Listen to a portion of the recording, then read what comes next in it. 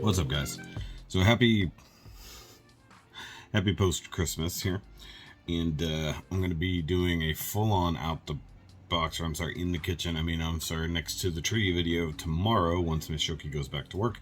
But today, as I'm editing videos that I should have had out last week, and I need to be shooting some more, I wanted to play with a new thing that Miss Shoky got me for Christmas, and it is a stream deck.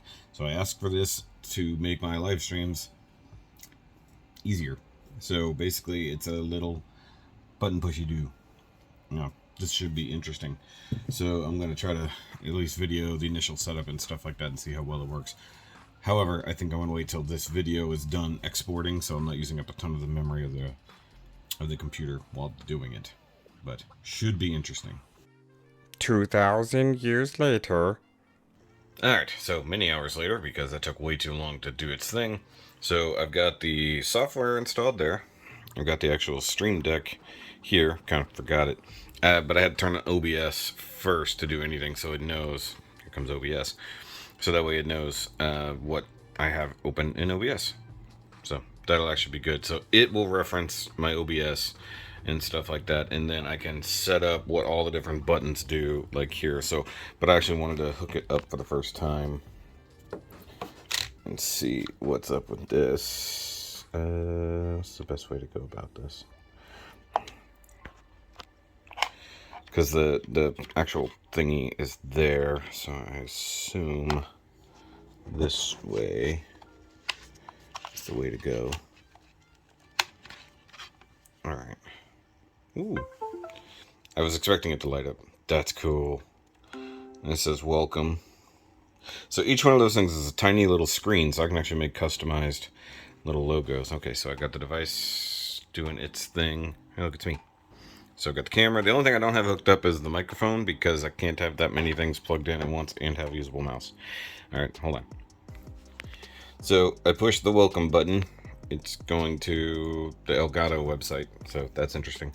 I already have the software, so I don't know what this is gonna have me do. Maybe it'll be a setup thing. I have no idea.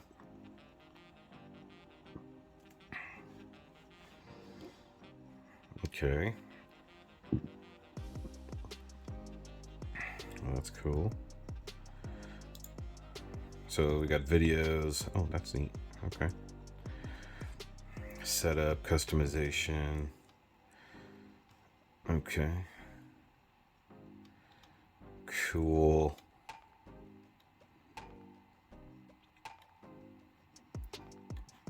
Oh, neat. You can do this. Alright, so I'm going to do this. I'm going to leave this here and figure it out. 1 eternity later. Well, it looks like it didn't want to actually work with my version of OBS, because apparently it only works with 64-bit versions, not 32-bit. So I had to get a bigger version of OBS, as it were. Hopefully it'll import my scenes, and I won't have to rebuild everything from scratch, but it won't be that difficult. I mean, I have all my sources and stuff like that. Actually, it might be better, because it means I could streamline it. I don't have to have everything I used to have.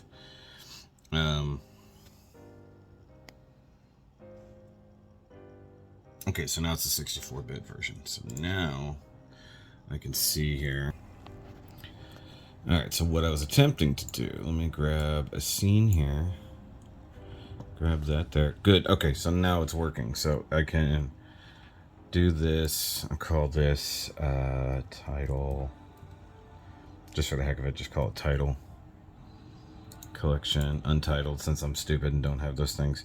So now, look, it's got the button there. And if I push it, nice. Okay, so I also do scene, and then do IDHTMS, or I could just do DBT, and then have this go to that. I'll call that intro. Okay. So we got comments coming across there. All right, so once again, so all I gotta do is hit that button. It goes between the things like I wanted to. And then once again, I can do scene there. And we go to TBT.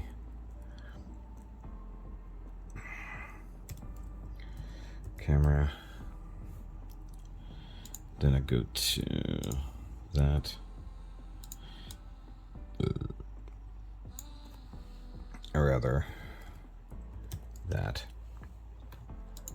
Okay, so once again. Cool. But for some reason, the scene transition there is so slow, or so fast. Hold on.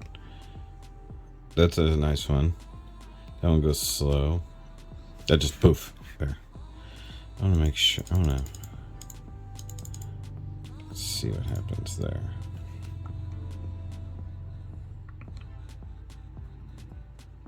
Okay, so it's actually kind of slow. So we do that.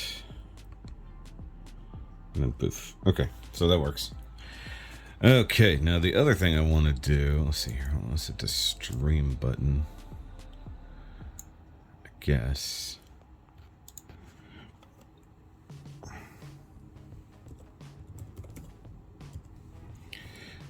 Alright, so I'm not sure what that, I think that is the, hold on.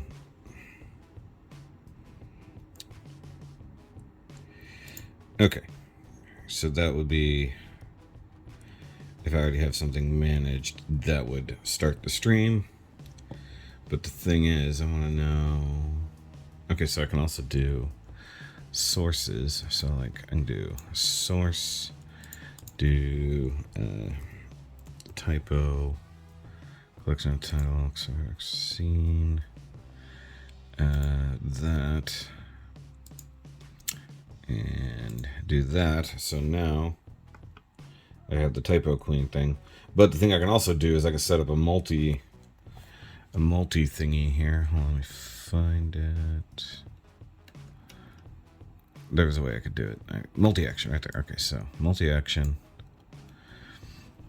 So this will be typo. Alright, so within this, I want to do a source. Hold on, where am I at? So source. Okay, so this will be here, not filter. That'll be camera 1. Deactivate. And this will just be called typo clean. Oh, this will be a camera. Okay. And then bring up source typo clean. Now we activate scene typo clean.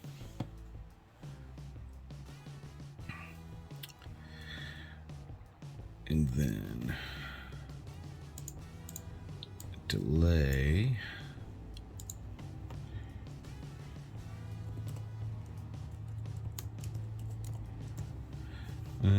Call it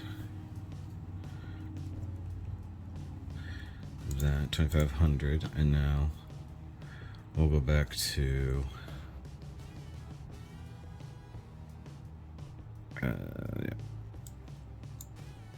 source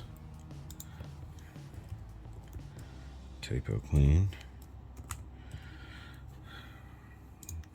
deactivate that typo clean, and then once again source camera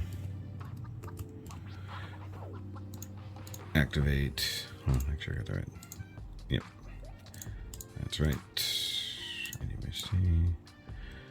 Camera. Okay, so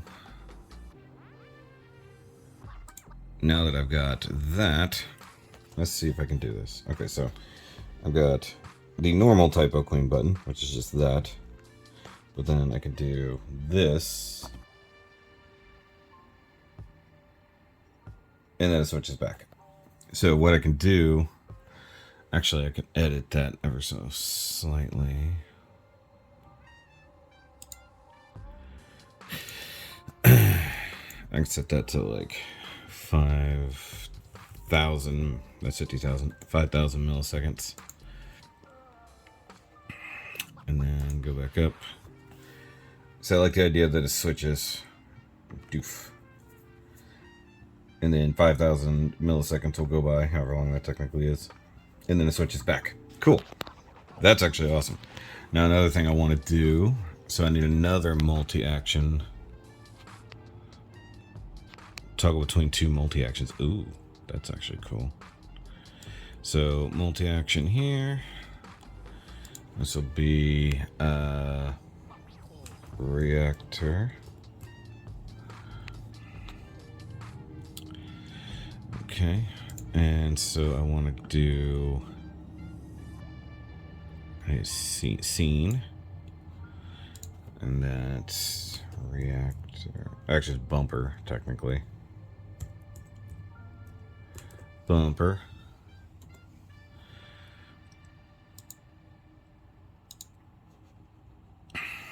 And then once it's done, go back to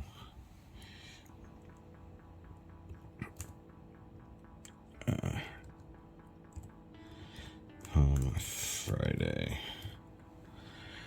Okay, and then this is actually going to be the Home Friday live. Okay, so that should be good there.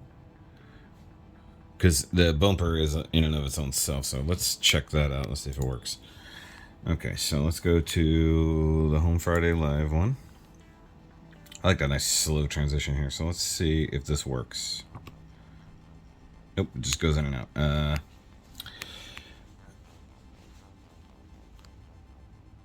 Maybe I set it up as a source instead of as a thing. Alright, hold on, I'm gonna fix this. Okay, so I changed it, so now I can just hit the button. Oh.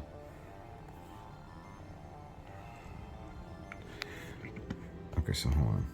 I need to activate it.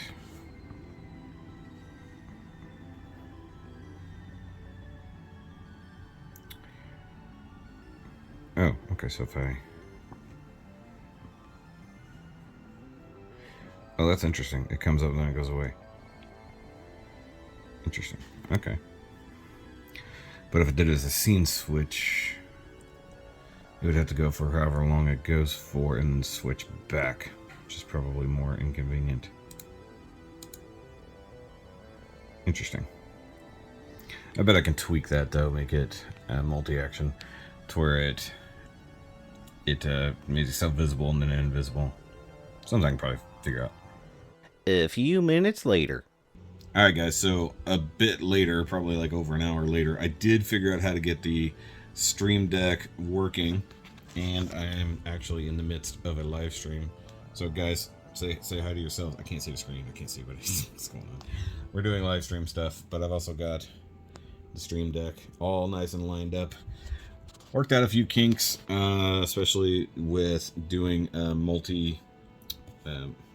multi-action buttons, so I can now switch things the way I like, and it's working really well, surprisingly. So the only thing that was wonky was just the fact that I had to make sure certain things were activated so the stream button would work. But other than that, it's pretty cool. So I'm gonna actually wrap up this weird little not quite review thing in the midst of a live stream, so these guys are all here watching live as I finish a review of a product. So it's kind of fun. Ah crap, there's another bot. So I gotta take care of that real quick, or Will can get it. Will got it. So yeah, bots have been crazy today, and it's all like about porn and stuff. What the hell, YouTube?